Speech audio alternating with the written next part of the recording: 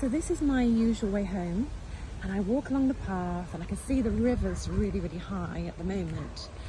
And here's my pathway, and it's all flooded, which I think it can tend to do in Shropshire, can't it, in the UK? So basically, I can't walk through that because there may be holes in there and I don't want to risk it. In fact, I know there is one. And it got me thinking about another domain of resilience when we're looking at the science behind resilience that Mind Matters have put together. And basically it's called perseverance. So if you think about resilient people, you know, they have to be good at persevering. When something gets in the way, like this, an obstacle, that I don't just stand here and wait for it to dry up. Now, I could go up here.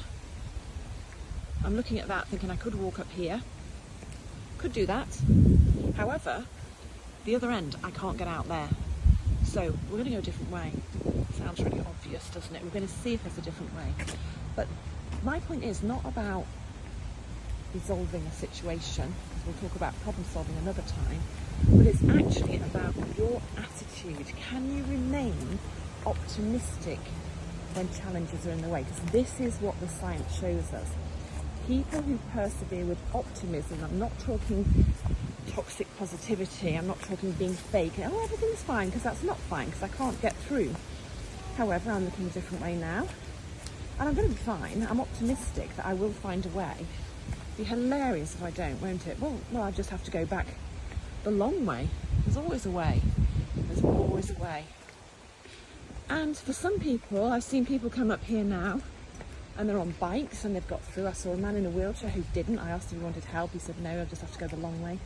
So some people, you can't even get down the steps because it's still flooded, look. But luckily I can come down here. So my point is, can you remain optimistic, or can you build your optimism? Now, optimism is very different to positivity, I believe. I'm not really a big fan of thinking positive. Sorry guys who teach that stuff. I'm very much a fan of teaching optimism, which means we accept there's a challenge. Clearly, we might wobble a bit, think, oh, I'm in a rush, I've got to get home, that's holding me up. But if you do that and start playing that movie to yourself, you're going to feel bad. If you feel bad, your mental health suffers. So, what we do is we bring that optimistic energy. And if you're a leader or a manager, which I tend to be talking to, or anybody, in this case, you know, what do you bring to work? What do you bring? Are you bringing a level of optimism that no matter what challenges come up, and they always do in business, don't they, corporate and charities, there's always challenges.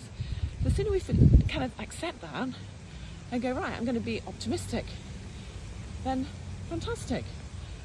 And then can you keep on going? Can you, regardless, just keep on going until the path is beautifully clear?